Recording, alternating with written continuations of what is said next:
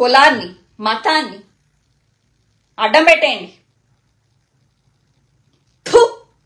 Christian అమ్మాయిని పెళ్లి చేసుకున్నావు, సనాతన ధర్మం గురించి నీకు మాట్లాడే హక్కు లేదు అంటూ పవన్ కళ్యాణ్ పై శ్రీరెడ్డి సంచలన వ్యాఖ్యలు చేసింది. పెళ్లి చేసుకునేది క్రిస్టియన్స్ ని, కనీసం మీ పిల్లలకి హిందువుల పేర్లు పెట్టారా? నా సనాతన ధర్మం నేర్పించింది కర్మ.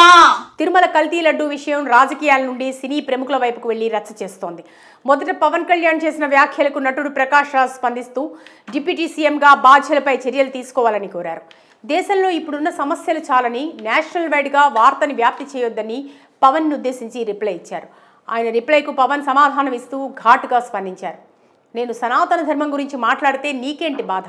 హిందువులకు హిందువులే శత్రువులు అవ్వద్దు అంటూ విరుచుకుపడ్డారు. ఇంతటితో ఆగని ప్రకాష్ రాజ్ 30వ తారీఖున సమాధానం చెప్తానంటూ ప్రస్తుతం విదేశాల్లో షూటింగ్ లో ఉన్నానని వీడియో రూపంలో తెలియపరిచారు. చెప్పిందేంటి, మీరు దాన్ని అపార్థం చేసుకుని తిప్పుతున్నదేంటి? 30వ తారీఖు తర్వాత వచ్చి మీ ప్రతి మాటకి సమాధానం చెప్తాను. ఇదిలా ఉంటే వీరి మధ్య మాటలేద్దులు నడుస్తున్న క్రమంలో మరోవైపు హీరో కార్తీ సత్యం సుందరం ప్రీ రిలీజ్ ఈవెంట్ లో సరదాగా లడ్డూ పైన జోకు వేస్తే సినిమా వాళ్ళు బాధ్యతాయుతంగా ఉండాలని, అలా చేయొద్దని పవన్ విన్నవించారు. ఇప్పుడు లడ్డు గురించి మాట్లాడకూడదు, సెన్సిటివ్ టాపిక్, మనకు వద్దు అది. దానికి కార్తీ పొరపాటున జరిగిందని, స్వామివారంటే మాకు చాలా భక్తని క్షమాపణలు కోరారు.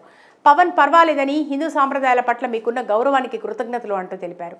ఈ ఇష్యూ ఇంతటితో మూసిపోయాక కొద్ది రోజులుగా సైలెంట్గా ఉన్న శ్రీరెడ్డి మళ్లీ వార్తల్లోకి వచ్చింది. ఎప్పట్లాగే శ్రీరెడ్డి పవన్ కళ్యాణ్పై సంచలన వ్యాఖ్యలు చేసింది. ఆమె తన ఫేస్బుక్ వేదికలో పవన్ ఉద్దేశించి తీవ్రంగా మండిపడింది.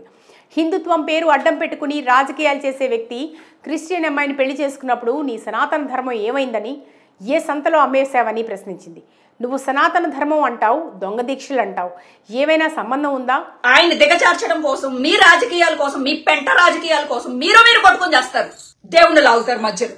దీపంతో సిగరెట్ వెలిగించుకున్న మనిషికి పుట్టినవాడు సనాతన ధర్మం గురించి పెద్ద పెద్ద మాటలు మాట్లాడుతున్నాడని, జోకులు వేస్తున్నాడని, చెప్పులు వేసుకుని దీక్ష చేసింది నువ్వేనా అంటూ విమర్శించింది. అది ఆవు చర్మమో లేకపోతే గేదె చర్మమో కూడా తెలియదు, ఆ చర్మంతో కుట్టిన చెప్పులు వేసుకుని మీరు దీక్షలు చేస్తారు.